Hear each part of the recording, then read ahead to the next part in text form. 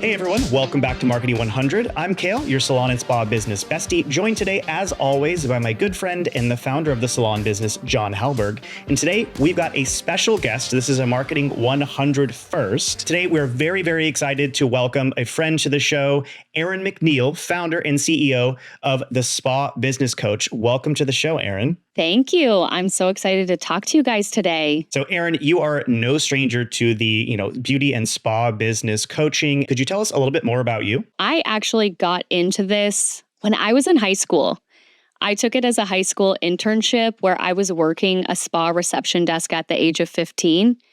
And I literally have not left since then. And that really got me excited in the whole industry. So I then went to aesthetic school. I then became a laser technician. I worked in medi spas from entry level to trainer to manager to regional director. Over the course of several years, I wanted to make a shift. And I shifted out of Canada into a different country, but also a different part of the spa industry, which was more luxury hotel spas and resorts. And I became eventually a spa director over the course of 8 years in several different countries, helping open and launch new luxury spas, save some that were not doing so well.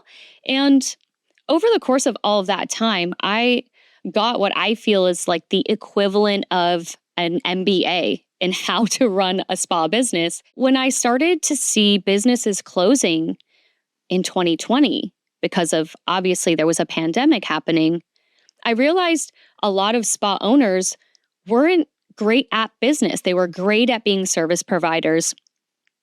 And I saw this as an opportunity where I could use my skill set and all that I had learned over the course of more than 20 years and bottle it up and help entrepreneurs, and especially in beauty, when you go all in on that gift and that talent and you really want to make something of it, but you need that extra skill set, which is business acumen. And so now what I do full time in my coaching program is teach the fundamentals around running, owning, and operating a spa business. You wear so many hats as a business owner. So being able to really shift your mindset into focusing on the important parts of running and growing your business rather than just the day-to-day. So many business owners are still stuck in that mindset of being behind the chair or being, in the treatment room instead of being focused on, okay, what's that next step? What also I found over time is we're really not great salespeople, which means we're not great marketers either. And so, equipping them with that portion of the skill set as well. We're just so excited to just unpack more of that. And I know you're sitting on like a gold mine of ideas because we were picking your brain ahead of inviting you to this session. What topics should we go into to help, bring another marketing idea to the folks listening to the show here? Creating your own ecosystem inside, using your own client database to retarget market to. And this really came up because it was maybe a few months back. There was a day that Instagram was down for like almost 24 hours. And I just thought, imagine social media went away. Imagine, what would you do? How would you gain new leads? How would you expand your business? How would you grow? How would you survive? And I was chatting with a few friends in the industry, and a few of them are speakers, and they earn their living in a different way inside of this industry. But one of them had mentioned, this is why I don't rely on just social media to market myself or to create a lead list. And so we were having a back and forth conversation. I thought, you know what? I really need to dig into that a little bit more. And so, we have really started to dig into it in our practice. And then whatever we learn, we always share with our clients as well. It's not every day that Instagram goes down, but I think so many businesses become reliant on these third-party platforms, right? That are actually controlled by someone else. Maybe they don't go down, but they could. And we've experienced it several times, right? They could change how their algorithms work. Like, who are they promoting now and who are they not promoting? And maybe now they want you to pay to get your reach before you could get it for free. Like, we've seen that happen over and over with algorithm changing, right? Building stability and safeguarding your business by creating that ecosystem that you go into, I think is just so important. The portion of the spa and beauty world that we work a lot with is med spas. When I look at the type of person who's opening or owning a med spa, a lot of the time it is a nurse injector, or it might be a master esthetician or a medical esthetician. And so a lot of them have or want to have young families. And so the reason why also this keeps coming up in the practice that we do is when you want to have a family or you have a young family, what does that mean? That means mat leave. That means maybe staying home a little bit more. Different providers in your business are serving maybe the same client, but differently. And so when you're leaving for mat leave or you have to hire and bring someone in, what's the first thing they say is, how do I get busy? Are my clients going to be okay? And so if you haven't really created some kind of internal streamlined process to retarget and reintroduce, or you have weekly emails or a methodology where you are remarketing and repositioning yourself constantly with the audience that you already have, they won't know about the changes. They may not be okay to see a different provider. They might not be okay to work with that newer person. Oh, I hired someone on new. How am I going to get their book of business busy? And I just think if you retarget the people who have already come to your clinic or studio or spa and they loved a service, it's so much easier to get those people to come back than find someone cold to convince them that you're the right provider. And so again, just, Instagram going down, you've got mat leaves, you've got vacations, you've got hiring and firing sometimes. And if you are not nurturing that ecosystem that you've already built, then it is a lot more costly to continue to run and grow your business. When there's not like a major disruption happening, but even just having a way to communicate effectively, because this is at the end of the day, you can help, increase by promoting more services, like increase the spend per visit, or maybe get people to come back more frequently because you're kind of like having that interaction with them. Your clients are in a way also like your best channel to communicate to new clients, like word of mouth recommendations. So like having that ecosystem where you can kind of like, bring in your clients in whatever way or forms, enable them to become ambassadors for you and to talk on behalf of you as well. When we talk about like the level of trust that's required for increasingly like medically oriented procedures, if we're talking about injectables, if we're talking about like laser and other treatments, like these are things that you're trusting a medical professional to do, like a nurse practitioner or a doctor to do. That trust has to really be established and maintained, and it has to be able to grow. The situations you talked about where like if somebody's on mat leave or somebody's gone, like you developed a relationship with that person where you trust them with your body, like in a very, very, very personal way. And that has to be maintained. Like as a business, especially a med spa business, I think it's increasingly crucial to prove and continue to be top of mind with your clientele that your entire team is qualified, is trustworthy, is able to, provide these very personal services to you in a way that you don't have to like worry if your doctor or your nurse practitioner ends up, going on mat leave or whatever the case may be. Marketing's not a one and done deal. That's honestly just the beginning. Like you're starting a relationship as a business owner, as a business, when you sort of get someone in the door, it's up to you to continue to prove, right? That you're worth their time, you're worth their money in the long term. Just like any other relationship, like you don't just stop trying when you get the first date, right? Like this is an ongoing thing. Like you have to continue to prove that worth and value to your clientele and maintain that trust to be able to make a difference and create that loyalty that's so important, especially for like a medical spa practice. And this goes just the same for salons and spas in general. Your hair, your lashes, your makeup, like all of those services are highly personal and it's intimate. Someone is in your space. So I absolutely agree. John, you mentioned average spend. And Kayle, you mentioned something like marketing isn't just about outward marketing. It's really inward marketing first, keeping that place of authority, keeping top of mind. And so if you aren't, and again, we started this conversation talking about when Instagram went down. I know for my clients, they think that marketing is sales funnels. They think that marketing is Facebook, Instagram, YouTube, all outward things that are kind of out there. But it's actually the engagement that you have with that client list that you already possess, right? How often are you writing an email? How often are you following up, right? Marketing is not necessarily a piece of collateral or a flyer. Marketing is still your brand standards, the way you treat a client or a patient or a guest when they come into your studio or your spa, the way you offer them a beverage, the way you perform a treatment, what products you use, the way the room is set up. That is all marketing as well, because it's really a presentation and a representation of your brand and the experience that they're paying for. You're marketing all the time, you just don't know it. You're selling all the time and you just don't know it. If someone is watching this and it's like, yeah, I'm probably not doing enough when it comes to building my ecosystem with my existing clients, where would you start if you feel like actually my marketing is just out to new people?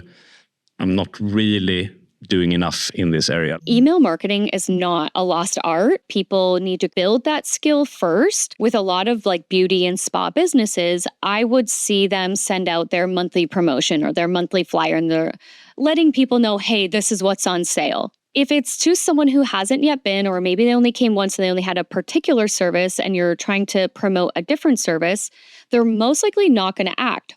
Why? Well, you're cold marketing to your warm audience on a service they've never had. What if you repositioned yourself as the authority? What if you provided value? What if you just sent out a weekly email? And I always have to remind people, you get weekly emails from your favorite brands and favorite companies, and you just ignore them, but you don't unsubscribe because just in case you're going to get something that you don't want to miss. Oh my God, so yes. Right? You normally just like delete it or you'll save it for later. People will not unsubscribe if you send value every week. So things like positioning yourself as the person of authority. If there's a trend happening. So as an example, there was, I think it was last year, there was a really funny meme going around about J-Lo and olive oil. I don't know if you guys remember that one, right? And like Instagram ate it up because she was saying, I don't use neurotoxin, I use olive oil on my face. And every injector on planet Earth made a meme about it.